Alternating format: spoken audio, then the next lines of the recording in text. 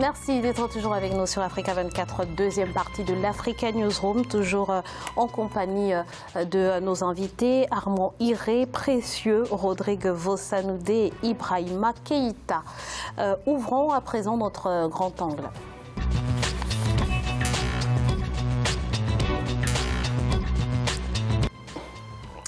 Prendre du recul pour mieux avancer, eh bien, c'est une philosophie que le gouvernement rwandais a adoptée il y a plusieurs années. Concrètement, les décideurs sont conviés à une retraite du leadership avec le président Paul Kagame. Ensemble, ils font le bilan des progrès enregistrés et fixent le cap pour les mois à venir. Immersion dans ce reportage de Frater Ndakia Isenga, notre correspondant au Rwanda. La 16e édition de la retraite nationale des autorités rwandaises s'est ouverte ce 9 mars 2019 à Gabiro, dans la province de l'Est du Rwanda. Outre les autorités du pays, les représentants du Rwanda dans plusieurs pays du monde ont été conviés à ce rendez-vous et pour la première fois, les membres du secteur privé. Pendant 4 jours, ces autorités vont réfléchir au progrès du pays, identifier des stratégies pour accélérer la mise en œuvre des priorités nationales et discuter des moyens de résoudre les problèmes qui ont été identifiés.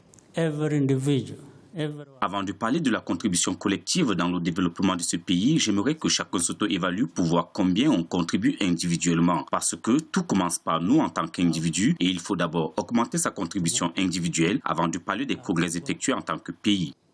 Dans son discours d'ouverture, le président Paul Kagame est revenu sur différents points, notamment les défis auxquels fait face le programme de Made in Rwanda dans tous les aspects. Pour le chef de l'État, le Rwanda peut mieux faire dans ce sens pour ainsi compter moins sur les pays voisins. Les gens du secteur privé, les hommes d'affaires, vous n'êtes pas aussi sans reproche. Il y a des choses que vous devez fournir sur notre marché, mais que vous ne faites pas, et c'est vraiment dommage. Quand, par exemple, vous haussez les prix de vos produits, ne voyez-vous pas que vous vous créez de la compétition par rapport aux produits importés? Franchement, je trouve que c'est une façon médiocre de faire les affaires. Communément appelée Umwiherero en langue locale, la retraite des autorités est devenue un outil de gouvernance permettant aux dirigeants du pays de prendre leurs responsabilités et de s'auto-évaluer pour garantir le bien-être des populations. Monsieur Keïta, que vous inspirent ces retraites annuelles du leadership au Rwanda? Je trouve que, à travers ce que je viens de voir, moi je veux dire, ça donne envie. Je pense que, quoi qu'on dise, il y a un vrai leadership qui s'est installé au Rwanda. Et Paul Kagame doit effectivement inspirer plus d'un sur le continent, à mon avis. Ça peut créer un effet d'émulation, d'engouement. Je vois effectivement qu'il incite collectivement, individuellement, les uns et les autres, effectivement, à s'auto-évaluer. Je pense que c'est une excellente chose. Suite aux réformes qui ont été faites, qui ont donné les résultats que l'on sait, je tiens quand même à préciser que faire un bilan, par la suite, mettre un plan d'action, c'est bien. On ne dira jamais que tout est parfait dans un pays. Moi, pour ma part, je ne dirais jamais que tout est parfait au Rwanda. Mais quand on voit d'où ce pays-là vient, pour se retrouver... On dirait que vous me jetez des pics là. Ah, je sais pas, mais je veux faire tout cas émettre un avis qui n'engage que moi d'ailleurs. Hein, c'est ma perception des choses en tout cas. C'est de dire ce pays qui vient de loin et quand on voit de la façon à laquelle un président tel que Kagame s'implique personnellement, je dirais, pour le bien-être de ses populations, parce qu'il faut le dire, la politique, c'est d'être au service des autres. Et je pense que, pour répondre à votre question de façon précise et conclure là-dessus, je pense que c'est une excellente initiative qui doit faire des émules, tout simplement, à mon avis. Voilà. Alors, il est vrai que le système rwandais repose beaucoup sur le président Kagame. Il en est quelque part la clé de voûte. Il va vite avec des exigences de résultats. Monsieur Iré, que pensez-vous de cette façon de gouverner? Qu'est-ce que je vais vous dire? Kagame est dans son show habituel de communicateur concret, c'est normal. C'est vrai qu'aujourd'hui, il y a des résultats qui sont indéniables au Rwanda et on ne veut pas occulter le passé assez très douloureux d'ailleurs de ce pays. On ne cessera jamais toujours de s'incliner. Mais Kagame, en fait, c'est le dirigeant aujourd'hui qui a toutes les cartes en main dans un pays sans pratiquement une opposition réelle. Économiquement, on va dire que ça va, il est en train d'instaurer le Made in Rwanda. Mais est-ce que réellement les Rwandais vivent tranquillement, normalement?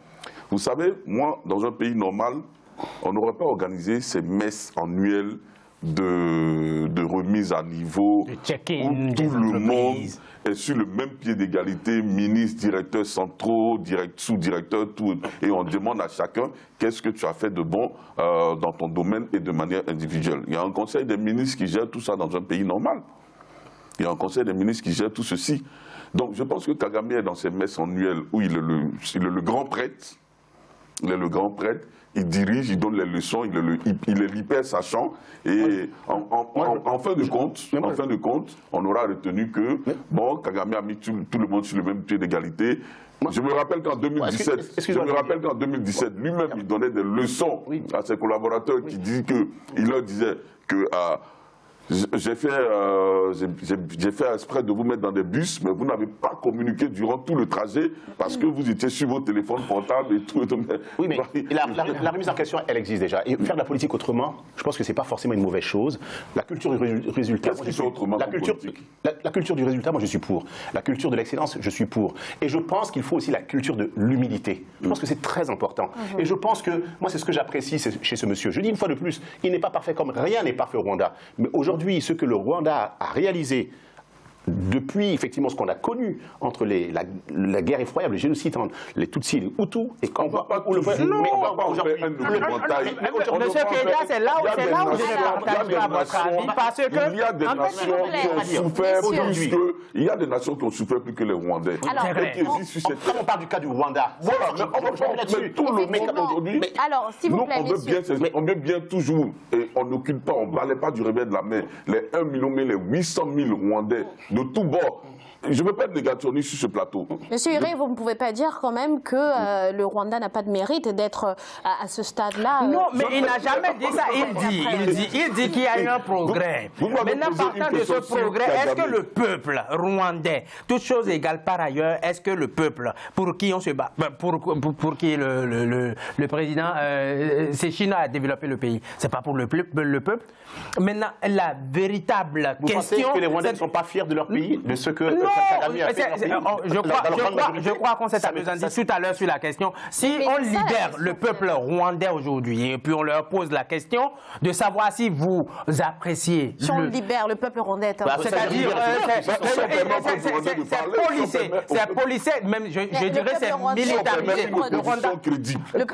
Il n'y a personne pour aller à l'encontre des décisions du président de la République.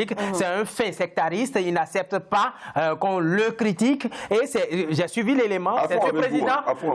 C'est ce président qui donnait des leçons en public en disant si vous ne produisez ça pas bien, les produits importés vont baisser leur coût. Mais oubliant un aspect important. Quel est le but de chaque entreprise? C'est de maximiser sa production sous contrainte de son revenu. Donc, les entreprises, quel est l'accompagnement de l'État? Il ne faut pas qu'on nous fasse de la communication pour nous montrer que tout va bien et puis tout de go, on ne va plus dans le tréfonds du sujet pour savoir les tenants et aboutissants de ce que pratiquent réellement ces entreprises. Donc, je vois que le président fait son one-man show et puis on nous montre et puis tout le monde s'intéresse. Il fait son one-man show et en plus, vous évaluez Monsieur Hiré, s'il vous plaît, on laisse Monsieur Keïta terminer. C'est à lui, ensuite je vous donne la parole. Ce que je voulais dire, c'est qu'il ne faut pas comme diaboliser Kagame. Je veux vous dire une chose. Quand vous dites effectivement qu'il est autoritaire, que peut-être que l'opposition, les gens sont muselés. Attendez, si vous permettez. Il faut savoir une chose quand même. La plupart des grandes puissances se sont développées sur la base de la révolution, des révolutions sanglantes. Aujourd'hui, ça, il ne faut pas le perdre de vue. On peut, par contre, je veux dire, aujourd'hui, il faut quand même, si aujourd'hui... Moi, je connais des amis, des personnes qui sont allées au Rwanda qui me disent que c'est une ville hyper propre. Pourquoi? Parce que... Non mais, attendez, c'est un exemple. Pourquoi? Parce qu'on a su inculquer, effectivement, le civisme. Monsieur Keïta, le Rwanda n'est pas une ville, c'est un pays. Attendez. Donc, si vous vous limitez à Kigali, vous allez voir... Monsieur Keïta, s'il vous plaît. Si vous vous limitez à Kigali, vous allez voir que tout est neuf, tout est propre. On le laisse terminer. Excusez-moi. C'est comme quand on parle du Togo et on dit que Lomé est propre et puis du coup Togo est propre. S'il vous plaît, on laisse Monsieur Keïta terminer. Comparé à d'autres capitales africaines, peut pas dire, franchement, peut pas ne pas envier. Allez, on s'arrête même à Kigali. Parce qu'effectivement, quel est le pays en Afrique où vous trouverez où toutes les régions sont propres? Il n'y en a pas. Ça explique les emprisonnements d'opposants? Est-ce que ça explique le fait que le peuple rwandais lui-même est muselé? Ça n'explique pas tout ça. Dans quel pays ça n'y a-t-il pas une opposition il peut avoir une avancée, il peut avoir une avancée économique. Pour conclure, moi je dis quelque chose. C'est une exception de ce qui se passe au Rwanda. Paul Kagame s'érige en un connaisseur, c'est-à-dire après Dieu, c'est lui qui connaît tout et c'est lui qui veut toujours inculquer les vraies notions à la population, au directeur. C'est lui le fait technicien. Le président de la République. Non, mais le président de la République ne connaît pas tout, autrement il ne devrait pas avoir de conseiller. Alors, messieurs, on avance. Il y a pire que Kagame en Afrique quand même. On avance un petit peu dans ce débat. On va s'intéresser de près à cette retraite annuelle du leadership qui a mis l'accent cette année sur le Made in Rwanda. En 2016, d'ailleurs, le gouvernement a pris la décision de revoir à la hausse les taxes à l'importation de vêtements dans le but de stimuler les industries textiles locales. Quel bilan peut-on faire à ce jour? Comment se porte le Made in Rwanda? Monsieur Vosanoudé. Oui, sur la question, je ne vais pas aller à l'encontre de ce qui est fait dans ce sens parce que le fait d'augmenter les taxes à l'importation et de faciliter, d'accompagner la production locale, pour ça, je suis d'accord. Je suis tellement d'accord. Et puis, c'est un progrès. Comme le disait Keïta tout à l'heure, tout n'est pas noir au Rwanda. Et il va falloir continuer d'œuvrer dans ce sens. Mais ce que je dis, c'est de permettre aux opposants de critiquer un peu, quitte à ce qu'on puisse parfaire ce qui est déjà fait, histoire de véritablement développer le Rwanda pour que ça ne reste pas à l'étape actuelle, parce que en fait le véritable problème c'est que quand on jette trop de fleurs au président, ça se stagne là, et puis les fleurs, vous savez, ça se fane après, et puis on continue de végéter dans la pauvreté de l'Afrique. Mais déjà, ce qui est fait, je crois que c'est encourageant, et il va falloir continuer dans d'autres secteurs maintenant et motiver les entreprises à plus créer et à créer de façon locale, sur le plan local, quitte à ce qu'on exporte et pourquoi pas nourrir l'Afrique. Alors, Monsieur Iré, depuis la mise en place de cette mesure, on a noté une réelle amélioration de la quantité et surtout de la qualité des produits made in Rwanda. On imagine que le défi aujourd'hui reste véritablement au niveau de la promotion de ces produits. Tout à fait, tout à fait. Comme je le dis, on ne reviendra pas toujours. Les qualités de manager de Paul Kagame sont indéniables. Ça, on est tous d'accord sur ce plateau pour le reconnaître. Il a instauré son concept Made in Rwanda. Il fait la promo de la production et de l'entrepreneuriat local. C'est quelque chose d'assez intéressant. Mais il y a éventuellement quelques petites difficultés, comme lui-même l'a reconnu dans son discours d'ouverture de cette 16e retraite de leader rwandais. Il va falloir véritablement passer à une autre étape de sa politique. Il va falloir faire d'autres ouvertures. Je ne sais pas peut-être sur quel plan, mais faire d'autres ouvertures pour que les Rwandais se sentent vraiment mêlés, se sentent vraiment concernés, évidemment, par ces mesures qu'il prend. Sinon, pour l'instant, lui-même, comme il a dit, c'est hier ou aujourd'hui, le Made in Rwanda a des difficultés pour décoller. Comment il va s'y prendre? Comme je vous le dis, c'est Kagame le magicien, il peut tout dire.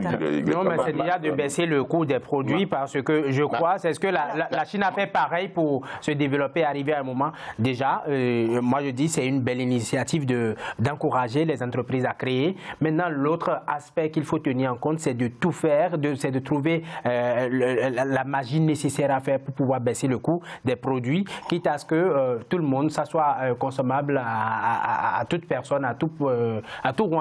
Et puis, pourquoi ne pas exporter pour pouvoir... Il ne faut pas que le Made in Rwanda soit quelque chose d'élitiste. Il ne faut pas que le lambda ne puisse pas bénéficier éventuellement des... Vous savez, je pense que Kagame a compris une chose, que rien ne se fait sans la volonté d'un homme, mais rien de grand ne se réalise tout seul. Et ce qu'il est en train de faire, c'est de faire participer tout le monde. Pour la première fois, d'ailleurs, le secteur privé a été convié. C'est-à-dire qu'aujourd'hui, au-delà du supposé show qu'il pourrait faire, il y a du bon là-dedans. Il y a du bon là-dedans parce qu'on est dans une démocratie participative, il y a une participation des uns et des autres à donner des idées. Et quoi qu'on dise, ça débouche après, effectivement, sur des critiques constructives. Donc je pense que ce n'est pas pour forcément défendre Kagame, mais je pense qu'il est aussi à l'écoute, à travers ce qu'il est en train d'organiser, à l'écoute des idées qui pourraient être émises, parce qu'effectivement, il est, je dirais, très porté sur le patriotisme économique. Je dirais, il veut vraiment, effectivement, faire en sorte qu'avec ce patriotisme économique, que le Rwanda, progressivement, puisse s'affranchir des aides extérieures. D'ailleurs, les États-Unis reprochent au Rwanda cette politique qualifiée de protectionnisme. Parce que la plupart des pays le font aujourd'hui. On voit la Chine, on voit Donald Trump de son côté, on voit l'Europe qui est en train de se constituer pour former un bloc. Le protectionnisme, il est un peu partout. Lui, il l'a compris et c'est ce qu'il est en train de faire, et à juste titre, à mon avis d'ailleurs. Parce qu'il a compris que dans son pays, il y a un certain nombre de choses qui peuvent être produites localement et inciter les Rwandais à le produire et à le consommer et à l'exporter vers d'autres pays. Après, maintenant, il y a la balance des... Est-ce qu'on a un souci avec les idées économiques ou bien avec les avancées économiques du Rwanda sous Kagame? En tout cas, c'est ce sur quoi il n'accepte pas d'autres idées. Il se prend pour celui qui connaît tout. Monsieur Vossanou, vous pouvez pas le dire, puisque justement, à cette retraite ont été conviés le secteur privé, les décideurs de tous bords. Et les opposants? Les opposants. Non, notre problème, ce n'est pas les décideurs. Si le privé est là, il ne peut pas prendre la parole pour pouvoir s'exprimer, pour donner son point de vue, histoire d'aller à l'encontre de ce que le président... Ce ne sont pas des exercices politiques, monsieur Vossanou. Justement, dans toute entreprise, il y a les idées qui se contredisent, et il y a des techniciens, je peux ne pas partager le point de vue de l'autre, et puis c'est en apportant ma pierre à l'édifice qu'on pourra progresser. Mais si le président pense connaître tout, et c'est lui qui dit il faut faire ça, et du moment où vous n'avez pas fait ci, ça ne marche pas, je ne crois pas que... Alors, quand on parle avec la plupart des Africains aujourd'hui, il y a une chose qui se dégage quand on parle du Rwanda. Le sang peut couler peut couler des rivières de sang à Kigali, mais si les gratte-ciels montent, c'est bon pour eux. Kagame, c'est le modèle parfait. Nous, on est d'accord que le Rwanda avance parce que le Rwanda sort d'une triste histoire. On est d'accord. Mais ce qu'on souhaite, c'est que les Rwandais soient libres et qu'ils profitent des fruits de l'avancée économique de leur alors franchement, moi, sur cette notion de liberté, moi je suis quelque peu réservé. Je ne me prononcerai pas là-dessus. Simplement, moi je dis des choses par rapport à ce que je vois. Je suis un peu comme Saint Thomas. Aujourd'hui, pourquoi il fait appel à des décideurs, à l'échelle d'entreprise? Parce que je pense qu'il a compris que le développement de son pays passe par le fait de soutenir l'initiative privée, par le fait de rendre son pays plus attractif par rapport aux investisseurs qui viennent investir dans son pays. Et je pense que ça aussi, c'est une des clés du développement, et pas uniquement d'ailleurs du Rwanda. Je pense que ça, c'est propre à tous les pays aujourd'hui, de faire en sorte de... Justement, il fait la promo interne. Pardon? Il fait la promo interne. On parle de protectionnisme de la part des États-Unis qui se plaignent de son protectionnisme. Donc lui, il est à fond dans l'entreprise, dans l'entrepreneuriat local. Il est à fond dans l'économie faite pour le Rwandais, par les Rwandais. Mais moi, je veux dire à juste titre, moi, personnellement, je ne donnerais pas tort du tout. Et c'est une façon, effectivement, de créer des emplois occupés par des Rwandais, de faire en sorte, effectivement, de créer de la richesse pour le pays, et que, effectivement, à ce moment-là, que dans le circuit économique, que l'argent tourne et que ça puisse, effectivement, se démultiplier. Parce que très rapidement, ce que je veux dire. Là où on situe le côté, excusez-moi, en griffe, légèrement mégalo de Paul Kagame, c'est quand il dit... L'année dernière, on a abordé un sujet ici, mais on voit encore des enfants dans les rues de Kigali qui ne vont pas à l'école, qui font... Vous n'avez pas de ministère de l'éducation à Kigali? Il n'y a pas de ministère mais franchement, il faut attendre un an, venir aux assises du leadership pour... Je dis c'est faire son one-man show. Enfin, je dis c'est faire son one-man show parce que, tel que vous le dites, s'il vous plaît Keïta, laissez-moi finir, vous disiez tout à l'heure qu'il est un exemple. Pour être un exemple, je prends l'exemple de la Chine. La Chine s'est renfermée sur elle-même. Ils n'ont pas médiatisé une seule chose. Ils ont d'abord attendu travailler dans l'ombre, histoire de progresser avant de... Vous avez constaté que la Chine a évolué, mais la Chine n'a pas dit on fait des assises annuelles et puis on montre à la télé qu'on a fabriqué telle ampoule, on a fabriqué tel véhicule. Non, je dis Paul Kagame a une belle initiative, mais qu'il se range quelque part, histoire, s'il veut vraiment travailler, qu'il regroupe les chefs d'entreprise et que ça ne soit pas médiatisé. Merci. On ne nous montre pas que c'est soit seul qui détient le savoir et qui est supraterrestre. Nous allons à nouveau Et qu'on nous marquer montre l'arrière-pays une de temps en courte temps. pause. Ne Ouais. bougez pas dans quelques instants à la suite de votre émission. À tout de suite.